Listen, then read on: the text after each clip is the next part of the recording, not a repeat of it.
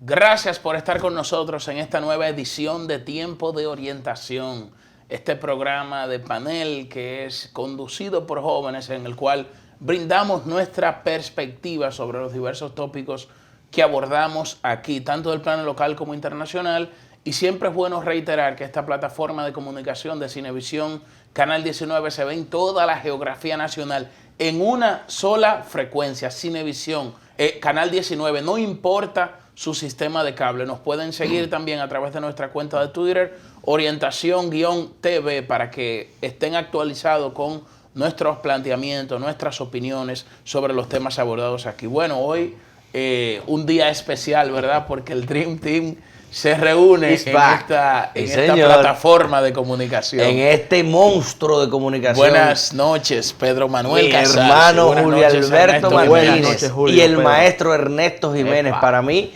siempre un honor estar aquí con el Dream Team original, el que sentó las pautas y lo que está dándose al día de hoy, como dice Julio, estableciendo los diversos temas, siempre con análisis crítico y objetivo, porque imparcial ni los animales algunas veces, mi querido Ernesto.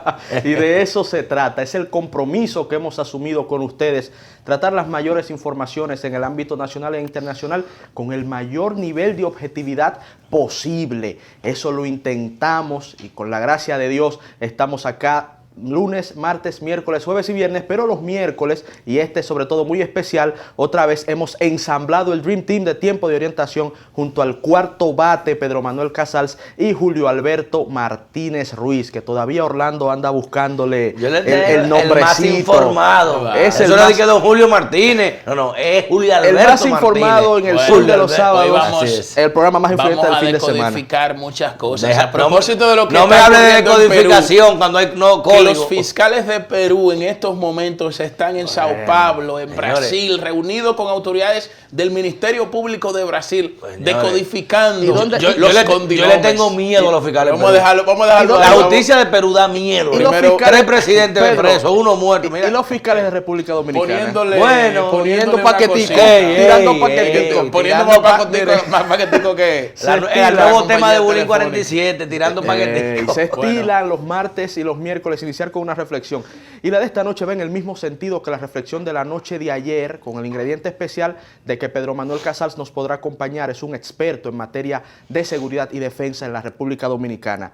Tenemos unas informaciones que las obtuvimos de BBC de Londres, en donde podemos observar unos gráficos que indican que el elemento del famoso supremacismo blanco está jugando un papel importante en estas masacres en los Estados Unidos de América. Anoche hablábamos de que es el único país desarrollado en donde en un solo año, en lo que va del 2019, a mitad de un año 2019, primer semestre, han ocurrido decenas de atentados criminales de ciudadanos. 239 en específico, con más de 2 muertos. 239 atentados de ciudadanos estadounidenses contra ciudadanos estadounidenses, que no son producto del extremismo islámico, que no son producto de ningún otro tipo de ideología. Ni tampoco de la era Trump, ni tampoco exclusivos de la era Trump. Terrorismo doméstico es el término. Y miren acá, el más reciente, que lo estuvimos analizando anoche, fue el del Paso, Texas, la masacre protagonizada por este señor llamado Patrick Woods, en donde, si ustedes se fijan ahí, peores tiroteos masivos en los Estados Unidos desde 1991. Datos obtenidos por la BBC. Analizamos el de Las Vegas, Nevada. Recuérdate, Pedro, desde la habitación 58 muertos. Esos números que ven ahí es la cantidad de muertos. La discoteca en Florida. Florida 2016, la 49 de homosexuales. Muertos. Pero escuchen, 2007, el presidente no era Donald Trump. No. 32 muertos. Sí. 2012, el presidente era Barack Obama. Sí, señor. 27 muertos en Sandy Hook, que también eso lo analizamos es que en es un tema espacio social en esa sociedad. Pero si se fijan, 22 muertos, esta es la del Paso, Texas, la más reciente, hay 25 heridos, esperemos que la cifra de muertos no siga aumentando.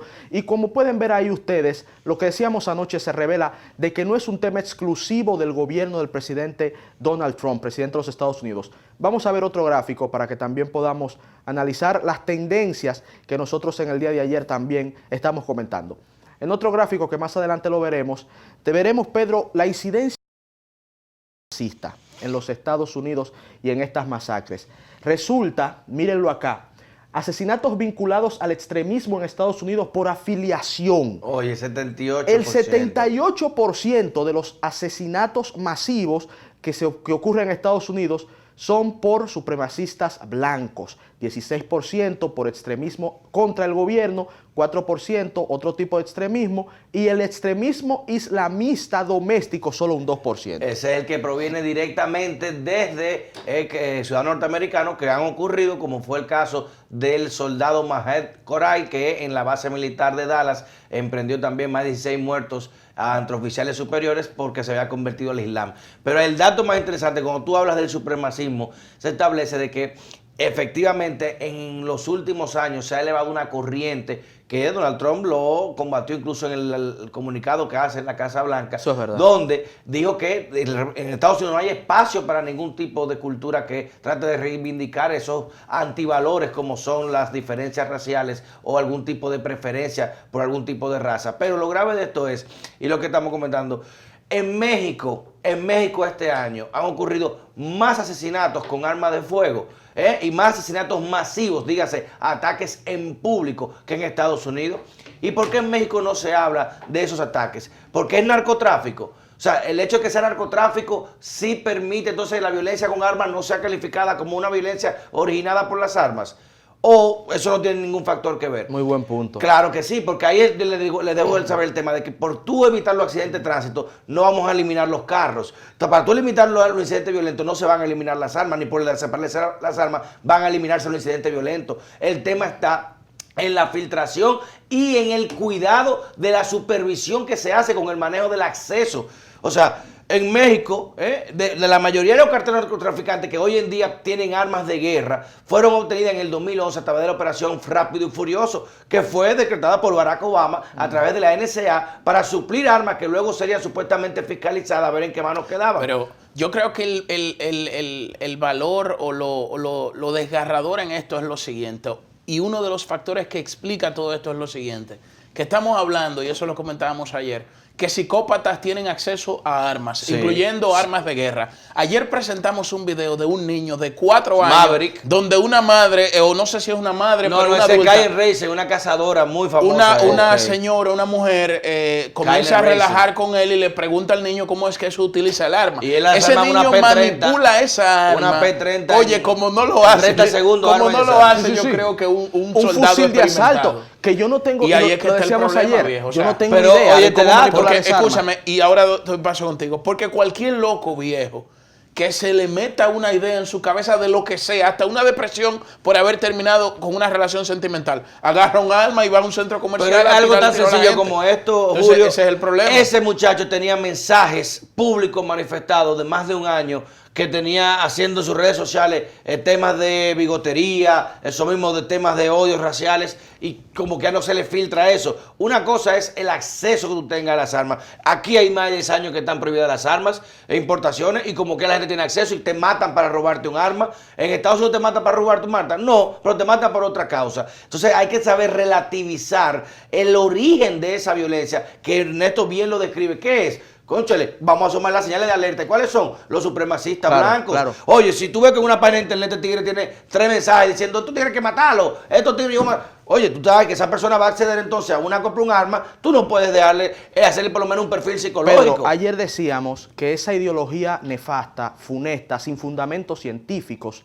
es bueno que lo sepan, amigos, el término de raza no tiene fundamentos científicos, no tiene amparo Darwin científico. Lo demostró en la Galápagos. Darwin lo demostró. Solo hay una raza, y es la raza humana. Claro. Es la única. Las diferencias en el ADN entre seres humanos es tan ínfima que ni siquiera califica para dividir a la humanidad en términos raciales. Ahora, el acceso a las armas de fuego, la facilidad con que se obtiene en los Estados Unidos, es un tema que debe ser tratado en esa sociedad. Nosotros hablamos de esa ideología supremacista blanca, que es un cáncer social que está pagando los Estados Unidos con sangre. Ahí está el video del niño llamado Maverick, y miren cómo él manipula ese fusil con la facilidad. Tiene 4 añitos ese chiquito, y ese chiquito no se sabe vestir bien. Probablemente él no se pudo poner ese pantalón que está vistiendo, pero miren cómo le quita el cartucho, ¿no? Y miren cómo manipula ese fusil. O sea, es un asunto que causa pavor. ¿Y qué dice la joven que está, la reportera?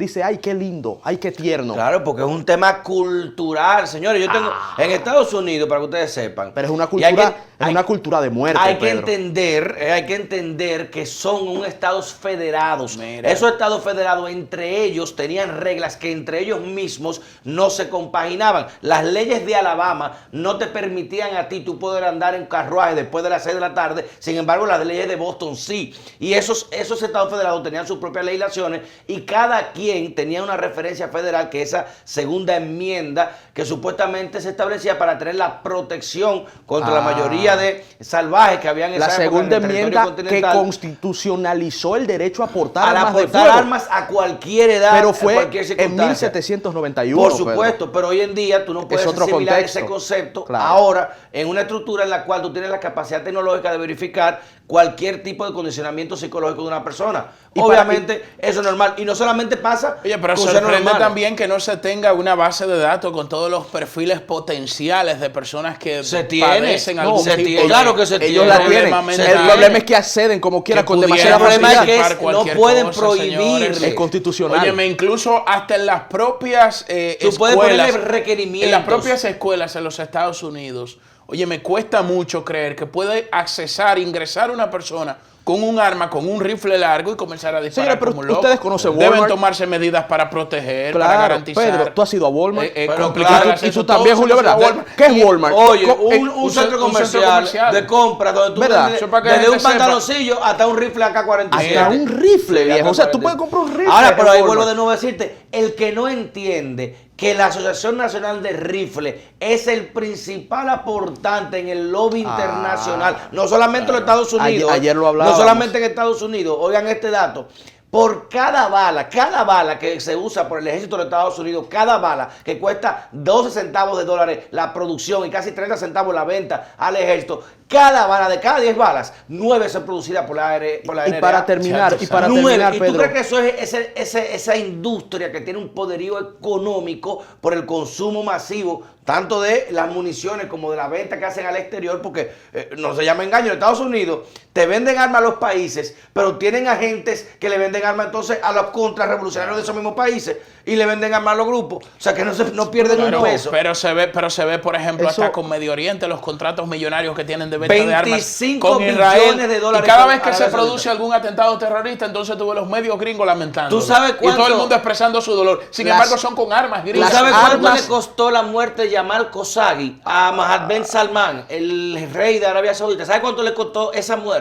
25 billones de dólares en compra. Billones, 25 mil millones de dólares. Oye, lo desaparecieron completamente. En compras a los Estados Unidos para que Donald Trump dejara eso así. Y no pasó nada. Descuartizado en una embajada. No va a pasar nada. Descuartizado en la embajada de Arabia Saudí en Turquía. Y no ha habido forma de resolver ese caso. Un crimen de Estado. Un asesinato. Eso sí es un crimen de lesa humanidad. Contra un periodista. Que se atrevió a escribir que ese rey era hijo, parece que incestuoso. De la monarquía de Arabia Saudita. Bueno, hermano, así se maneja el mundo. Y para terminar con este tema, miremos este gráfico sobre el acceso a armas de fuego en los Estados Unidos.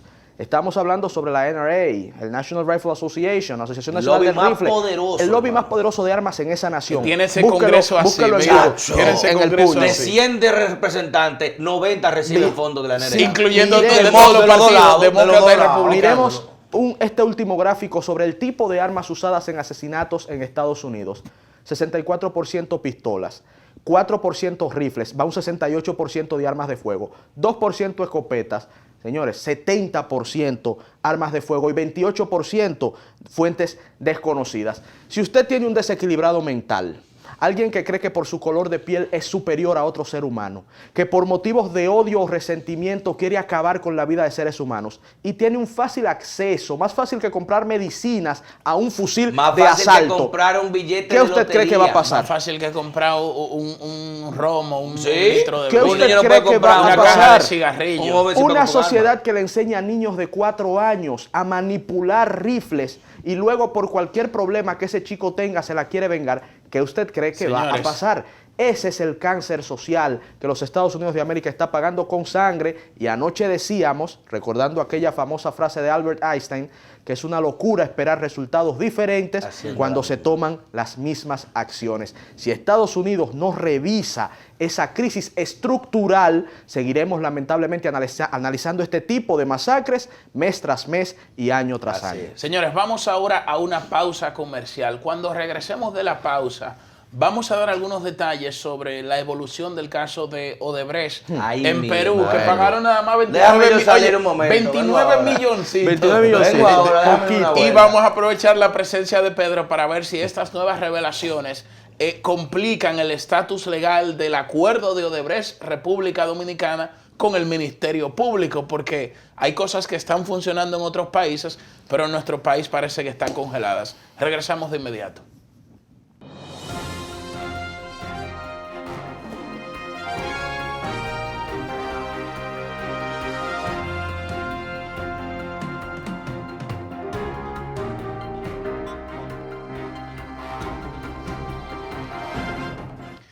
Señores, una nueva información sale a relucir en el día de hoy que yo creo que hará que el caso de Odebrecht en toda la región dé un giro de 160 grados, sobre todo a raíz de las informaciones publicadas por el Consorcio de Periodistas Internacional, que en República Dominicana le encabeza la prestigiosa periodista Alicia Ortega, que dio nuevas revelaciones sobre seudónimos de personas que seudónimos que utilizaba Odebrecht para su esquema corrupto de sobornos. Los famosos codenomes. Correcto. Y digo que esto va a dar un giro de 160 grados por lo siguiente. En primer lugar, y quiero leer parte textualmente esta nota que publica la agencia EFE para que ustedes puedan tener una idea de lo que estoy planteando.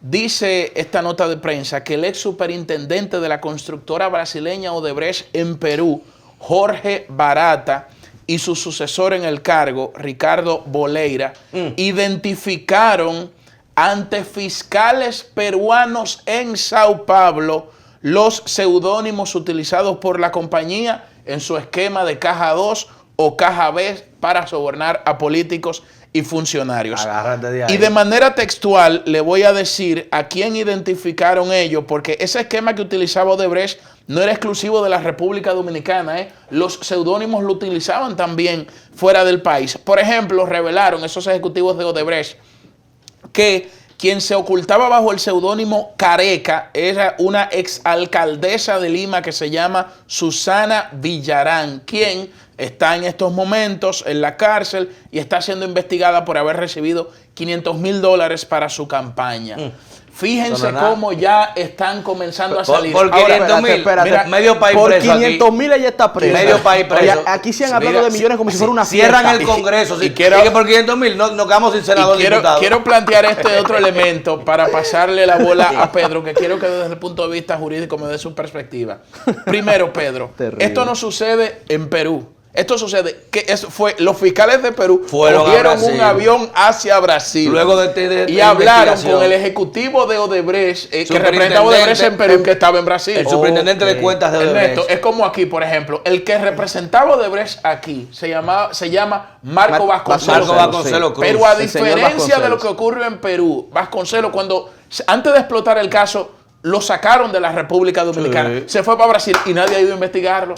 Anda tranquilo. Es que están muy caros los pasajes. Mira, entonces quiero que me lo analices. No solamente eso, yo lo comenté eso el otro día y estoy dando un artículo que voy a publicar sobre eso, de las implicaciones que tiene estas nuevas indagatorias y que eso le da una facultad que tiene el Ministerio Público a través del Procurador General de la República, Jean Alain Rodríguez, de poder requerir no solamente a los bancos, sino también a todas las informaciones, las justicias correspondientes. De eso que hicieron los fiscales de Perú. Eso yo entiendo que desde que Alicia Ortega reveló, como lo referimos, que el tigre, José Gregorio Salcedo Gibre, el comisario Guzmán Ibarra, José Manuel Guzmán Ibarra, el león árabe Andy Dawager, eso era para de que inmediato. Que se le ha dado un trato muy distinto a los otros. Pero ven acá, fueron a buscar los presos, los otros. A los otros los fueron a Temo, por ejemplo. Con arma larga, fueron a buscar con un arma larga a su casa a las 6 de la mañana. A las 7 de la mañana. Siendo ministro. El león árabe fue y estaba muerto risa. El pueblo dice que puerco no se rasca en Javillo. Padilla. Bueno, y para que tú estés claro, se habla de que al León Árabe estarían ya no son iguales. subpoena de una corte en Nueva York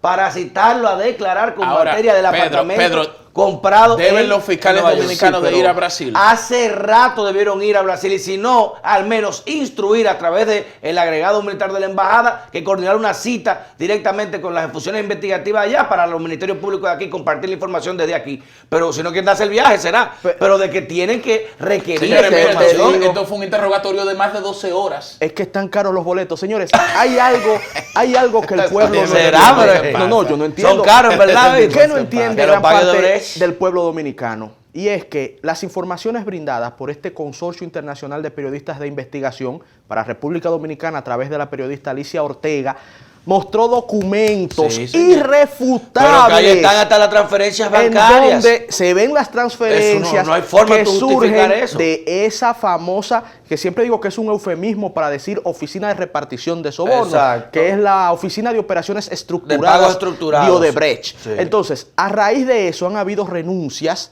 que muestran hasta cierto punto la gravedad del caso. A los dos que yo identifiqué como Guzmán Ibarra, que era subdirector del Banco de Reserva, y a Gregorio Gibre, que era nada menos que presidente de la Bolsa diste primicias en el Sol de los Sábados. Entonces, los dos nombres la pregunta que la ciudadanía se hace es, ¿por qué a raíz no en contra de esas evidencias? Que aquí la gente se ofende cuando tú fíjense, porque a nosotros lo fueron a buscar preso y no se ofendieron. Y no ha pasado nada. Hicieron un escándalo, un show mediático que parecían delincuentes que se habían robado 5 Repúblicas Dominicanas, lo llevaron presos armados, que por cierto no aparecen todavía. Y con estas informaciones irrefutables, no vemos sometimientos. ¿Dónde están los expedientes? ¿Dónde están las declaraciones? ¿Qué se está haciendo? Yo notifiqué a la DGI, a la Dirección General de Impuestos Internos, un requerimiento de respuesta administrativa mediante el cual certificara si los ejercicios correspondientes a los años fiscales del año 2012 hacia el 2014 fueron liquidados. No pregunté si monto, ni pregunté instrumento de pago. Si fueron liquidados por el señor José Manuel Guzmán Ibarra. Y hasta el día de hoy la respuesta es que están investigando. Bueno, gracias. Hay un concepto que lo leí con Paul Krugman, Premio Nobel de Economía, que se llama crony capitalism, capitalismo de amiguetes. Cuidado. Capitalismo para los amigos y socialismo para el enemigo. Así no se vale y así no avanzan los pueblos. Vamos a una pausa. Cuando regresemos de la pausa vamos a conversar con un dirigente importante del Partido Revolucionario Dominicano, Sangre Nueva del PRD, Amín Vázquez, que aspira a diputado del PRD, y vamos a ver qué lo motiva y algunas cuestiones que yo creo que nos pueden ilustrar a ver cuál será el paso que dará ese partido de cara a las elecciones del año 2020. Regresamos de inmediato.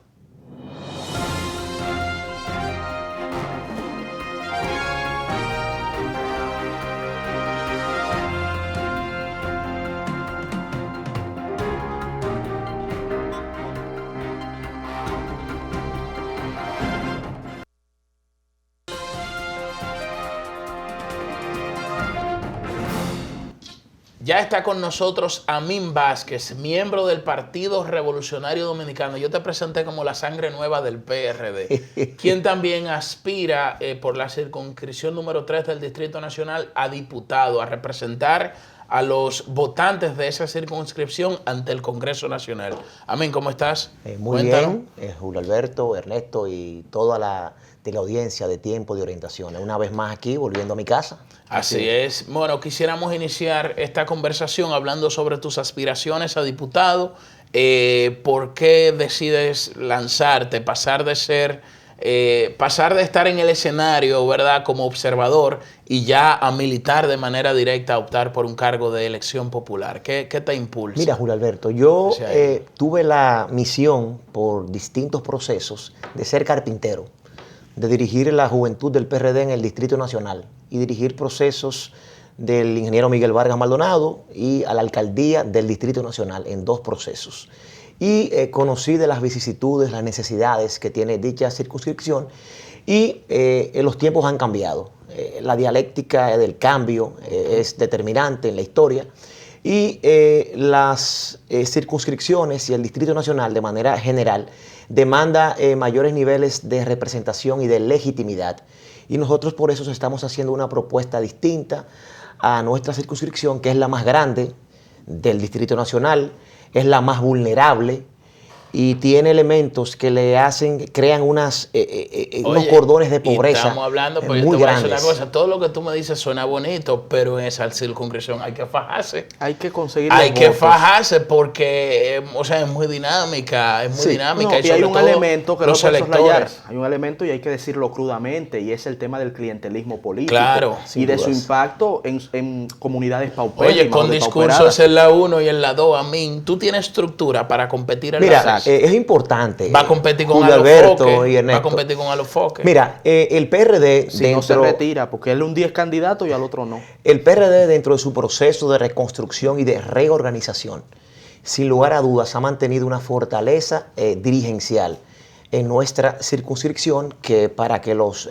teleaudientes no saben, está delimitada por el río Sama y el río Isabela. O sea, hay unos niveles de vulnerabilidad muy altos. Entonces tenemos los Villa Francisca, Villa Consuelo, Villa María, 24 de abril, 27 de febrero, en Sánchez Capotillo, en Sánchez Luperón, en Sánchez Payat. O sea, son los cordones de pobreza de la zona norte del Distrito Nacional. El PRD tiene 26 presidentes zonales, de los cuales 24 nos respaldan a nivel interno. Y de 7 presidentes regionales tenemos 6 presidentes regionales que nos están respaldando. Ahora bien, nosotros sabemos que ese es el trampolín para nuestra aspiración. Nosotros estamos abogando por escuchar las juntas de vecinos, los clubes culturales y deportivos, donde está la representación fidedigna de las necesidades que tiene dicha circunscripción. ¿Cuántos diputados tiene Actualmente nuestra circunscripción tiene 7 diputados. ¿Y el PRD cuántos posee? El PRD no tiene diputados al día de hoy, o sea, no tiene representante ante el Congreso Nacional. Una pregunta importante a mí. ¿El PRD fue aliado en las elecciones del 2016 al PLD con alguna diputación en esa zona? Sí, fuimos aliados y no conseguimos un escaño en ese momento. ¿Con cuántos escaños fueron aliados? Fuimos aliados con un escaño solamente. ¿Y se repetiría esa alianza? Sí, al día de hoy, dependiendo de las circunstancias. Pero mira una foto ahí de Amin. Ahí veo a mi hermano varón. Un fuerte abrazo para él. El canciller de la República y presidente del partido. Sí. Muy buen canciller. En cuanto a lo de presidente, bueno. Pero muy buen canciller. De más está decir, Ernesto, que ha sido reconocido por los sectores progresistas, sectores conservadores de República Dominicana, de la gestión histórica del ingeniero Miguel Vargas Maldonado frente a la Cancillería Nacional. Indudable. Ahora, Min, retornando a tus aspiraciones, ¿cuál sería entonces la principal oferta transformadora, renovadora? ¿Qué tendría de novedoso, ya que se ha puesto en boga el eufemismo de sangre nueva? Nos gustaría saber... No, una aspiración. Un aspiracional. Un aspiracional, eterno, pero de la propia sociedad, porque fíjate, a mí impulsado por los que quieren seguir siendo, que no tienen sangre nueva, pero quieren seguir subidos en el palo. Hay una transfusión. Hay gente haciendo transfusión de sangre. Hemos visto una fotografía en las redes sociales. Pero no, uno lo hace a tema de chanza también. Amin, ¿cuál sería entonces tu propuesta novedosa, renovadora, que pudiera diferente, que pudiera encandilar si ustedes se fijan, y el señor director nos está ayudando con algunas imágenes, nosotros estamos escuchando la circunscripción, pero el eje transversal de nuestra propuesta legislativa es el tema de la educación. La educación es, sin lugar a dudas, el elemento que nos transporta de un sector, lamentablemente, de una población que está muy pero la alejada. Educación no es como muy abstracto, no, porque eso ya es como una política pública de Estado. Y yo voy ahora a tratar de llegar al fondo. ¿Qué sucede? La última conquista ciudadana de los dominicanos fue el 4% por la educación. Todos los sectores de la vida nacional marcharon, utilizaron sus sombrillas amarillas, sus gorras amarillas. ¿Por qué? Porque se designara el 4% a la educación dominicana. ¿Qué sucede? Eso tenía dos elementos determinantes. El primero es la construcción de los planteles escolares y las extensiones. Y segundo, la inversión en los recursos humanos, en el cuerpo magisterial. La primera etapa se ha cumplido de manera brillante y ejemplar. El gobierno central, de la mano del presidente Danilo Medina, ha designado, ha ejecutado ese presupuesto. Ahora bien, la inversión en los recursos humanos en el cuerpo magisterial hay todavía una necesidad básica en eso. ¿Qué sucede? Nuestra circunscripción, que es el Distrito Escolar número 02-15, tiene 5 politécnicos. Son los centros escolares que tienen, además de la formación académica regular del pensum, tienen también algunos oficios y conocimientos que se le da a los estudiantes. Y formación técnica. Formación técnica. Resulta que es muy necesaria. Resulta que en los 5 centros politécnicos, todos están copados hasta el 2024. ¿Por qué? Porque los padres de familia hacen lo indecible porque los jóvenes puedan matricularse en esos centros. ¿Qué estamos abogando nosotros? El artículo 93 de la Constitución habla de las funciones que tiene el legislador. Legislar, representar y fiscalizar. Cuando hablamos de fiscalizar, estamos hablando que el legislador puede reorientar el gasto público de ese 4% de la educación. ¿En qué? En convertir la totalidad de los liceos públicos de la circunscripción número 3 en centros de innovación tecnológica, que lo hizo Taiwán, que lo hizo el Centro Tecnológico de Monterrey en México. ¿Qué resulta?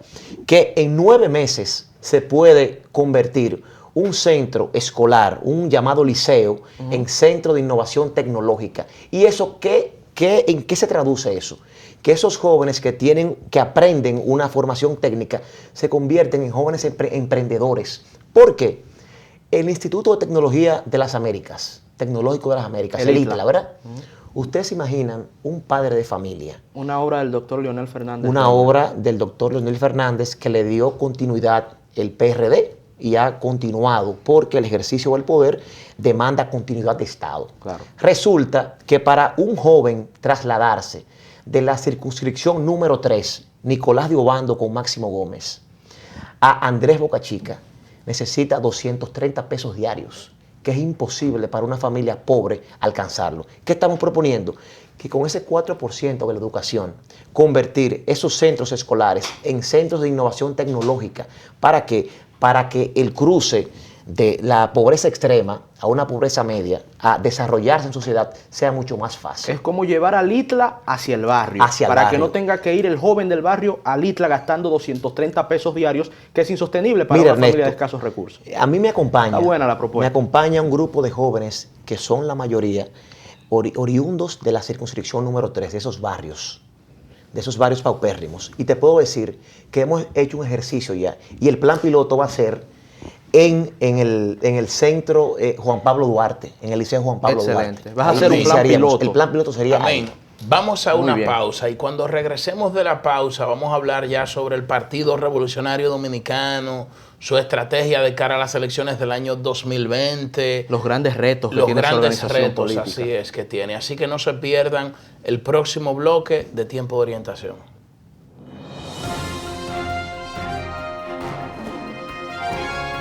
Vamos arriba, va.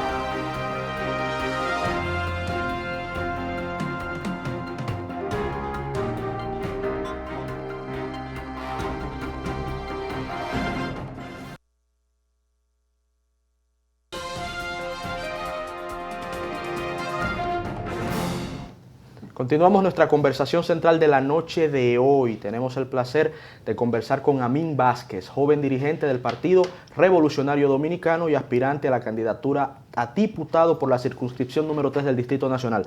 Ahora bien, Amín, luego de escuchar tus propuestas, muy interesantes, por cierto, cuentas con nosotros y con este espacio para, dentro de lo posible, ayudarte a que se haga realidad porque van en beneficio de la comunidad.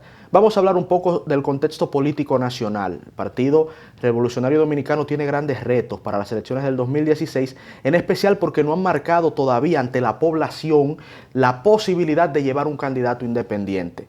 Lo que escuchamos, la última manifestación oficial del Partido Revolucionario Dominicano fue un discurso del ingeniero Miguel Vargas Maldonado endosándole un apoyo incondicional al presidente Danilo Medina e inclusive llegando al extremo de decir que si el candidato del PLD no era Danilo, el PRD no apoyaría a dicha organización política.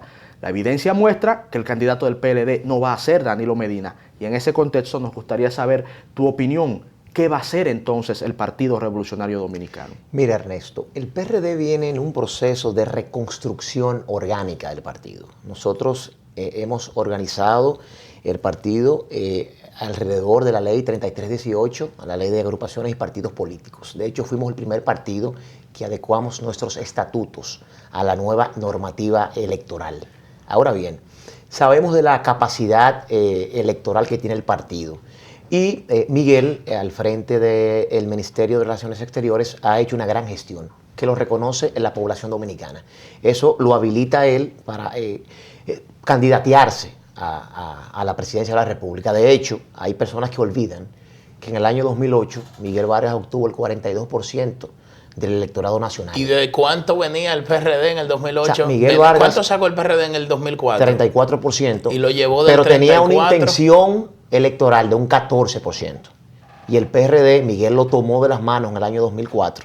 Y en el año 2008 Miguel lo lleva a un 42%, frente al doctor Leonel Fernández, que estaba en su mejor momento electoral. Eso es así. O sea, que Miguel ha demostrado tener una capacidad de trabajo y una formación gerencial que lo valora el pueblo dominicano. ¿Qué pasa? Miguel Vargas hace esa declaración en conjunto con los estatutos partidarios y la parte del liderazgo del partido. O sea, no fue una decisión de Miguel Vargas per se, sino de los organismos del partido. ¿Qué sucede? Miguel está comprometido con la gestión actual. Sucede que el PRD está reestructurando el partido a nivel de los municipios, distritos municipales, circunscripciones y provincias. Yo quiero que tú sepas, Ernesto y Julio Alberto, que la segunda fuerza municipal en la República Dominicana es el PRD. ¿Por encima del PRM? Claro, el PRD tiene 39 alcaldes, 47 directores de distritos municipales. O sea, la segunda fuerza electoral en República Dominicana es el PRD. ¿Qué estamos haciendo? Estamos preparando el partido para ir solos en las elecciones de mayo próximo y de febrero, claro está. Si no hay se unifican las elecciones, que al parecer no sucederá, estamos preparando nuestros alcaldes. ¿Qué sucede? En los grandes centros poblacionales, en los Alcarrizos, Herrera, municipio cabecera de Baní, tenemos un alcalde del PRD. O sea, existe una fortaleza en los municipios y una presencia partidaria. ¿Qué sucede? ¿Qué ha dicho el ingeniero Miguel Vargas Maldonado? Decía en el día de ayer. Decía, primero, que los compañeros del partido no pueden inmiscuirse en procesos internos. ¿Por qué? Porque los artículos 7 y 8 de la ley 3318 dice que el militante, simpatizante de partido político que participa en un proceso interno de otro partido se inhabilita para su partido. Eso es lo primero. Pero yo te digo a ti una cosa, por ejemplo, desde el punto de vista estratégico, no está mal que un partido trace su pauta y diga, bueno, nosotros vamos más cómodos con este candidato, con el candidato X, que con el candidato Y. Y desde ese punto de vista pueda definir una estrategia para que gane el candidato que ellos entienden que es más vulnerable. Es una estrategia política. Sí, pero un partido con vocación de poder y con la historia que tiene el PRD no le luce participar en un proceso que sea totalmente ambiguo como es el que está actualmente. O sea, un dirigente del PRD no conoce la realidad política del PLD, no conoce sus estructuras. Sí, pero hay una realidad importante y te doy paso, Julio Alberto, ahora, y es que el Partido Revolucionario Dominicano de hoy no es el de ayer, cierto, 42% en el 2008, pero así de cierto, 5% en el 2016. Entonces, una parte de la ciudadanía siente, y lo digo porque lo he escuchado y lo he palpado, que si el PRD se va solo, correría el riesgo de quedar como partido minoritario. ¿Tienen ustedes números, encuestas, tienen ustedes informaciones que pudieran llevarlos por un sendero contrario? O sea, ¿tiene el PRD posibilidad de llevar a Miguel Vargas Maldonado sin una alianza con el PLD como candidato a la presidencia y no caer fuera del rango de los partidos mayoritarios? Mira, los últimos informes de encuestas hechas hablan del PRD un 8 o un 9%. Eso es la media que tenemos nosotros. Las encuestas de trabajo. Encuestas de trabajo que estamos haciendo, exactamente. Okay. Entre un 8 y un 10%. Un 8 y un 9%. Nosotros estamos trabajando, aspirando a los 2 dígitos. Estamos aspirando a eso. Miguel Vargas decía ayer, el presidente del partido, reunido con los alcaldes y los diputados, que el PRD será la fuerza determinante en las elecciones de mayo próximo. ¿Qué resulta?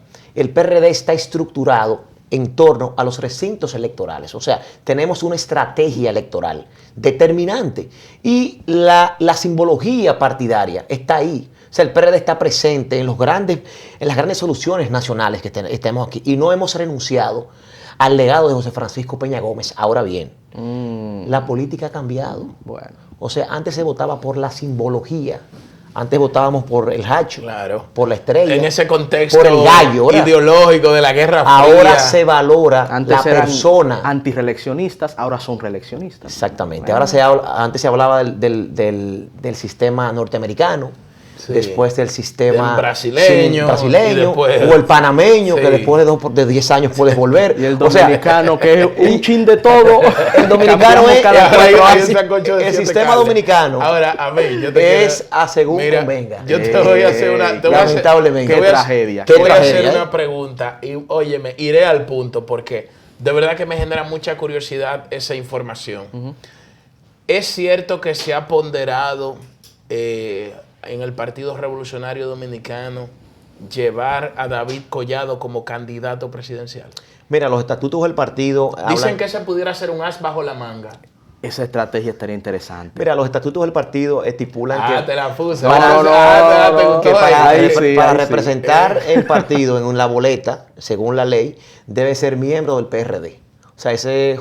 compañero y amigo, miembro del PRM. Que no hay una brecha ahí para lo que eran porque... representa al PRM.